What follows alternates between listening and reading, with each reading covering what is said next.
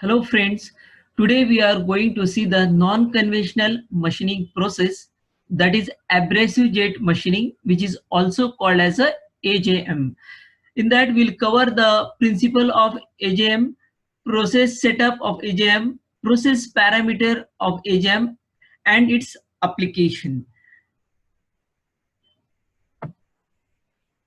So first we'll go for the principle of AGM. Now in this process, we are using a mixture of abrasive particle and gas. So abrasive particle which we are using is a aluminum oxide or a silicon. And as per the gas is concerned, we are using the air, nitrogen and carbon dioxide also. And the abrasive particles is having a diameter around zero point 0.2 to zero point 0.8 mm in diameter, and in some cases it may be a zero point 0.02 mm diameter also.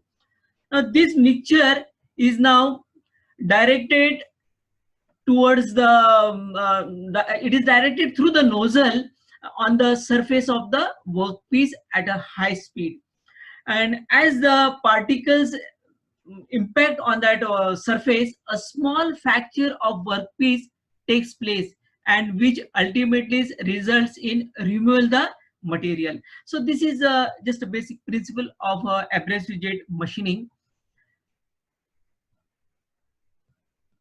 Then process setup of AGM. Now, I will in the next slide we'll go in more details. Just I will give you a complete idea here. First, there is a gas supply, and we can use the carbon dioxide or a nitrogen or even the air also. Here there is a regulating system is there provided. Second, here there is a filter so that whatever the moisture is there, it will get removed. Here there is a control valve again. This is a pressure gauge regulator, so whatever the pressure is required, you can observe that. Now this air will pass inside this chamber. This is a mixing chamber, I can say. And in this mixing chamber, from the we are feeding the abrasive particles from the top, and gas and abrasive particles, they will get mixed properly inside this chamber, and this proper mixing will take place by using this vibrator, and then we are passing that mixture through the nozzle over the workpiece. So at a very I can say at a very high intensity, we are just flushing that mixture over the workpiece, and melting of the material will takes place. So now in the next slide I will go one by one all the basic parts there.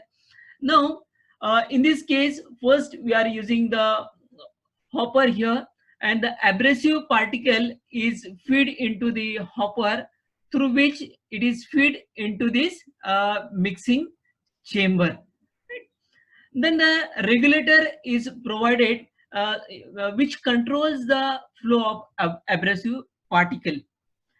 As per gas supply here, the cylinder is not shown, but there is a cylinder, and through the cylinder the gas will supplied here at a very high pressure inside this chamber.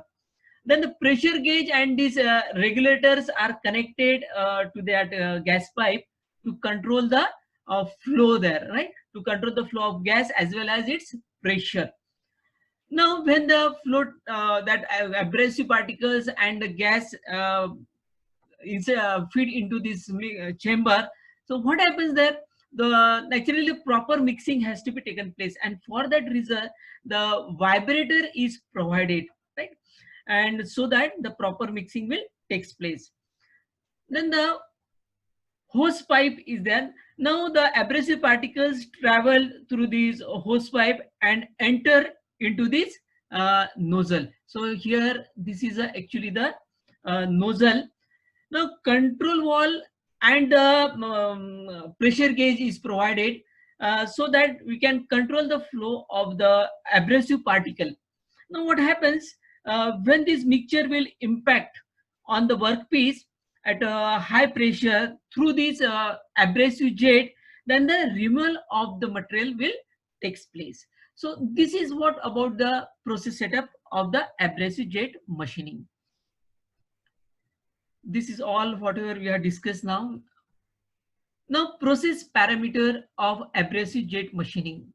First is the abrasive. As we know that we can use the abrasives, especially the aluminum oxide or a silicon, and it grain size is around 25 microns, means 0.02 mm, right? And the shape of the abrasive is mostly the spherical one, and the flow rate of that abrasive is around 3 to 20 kg per minute you can use.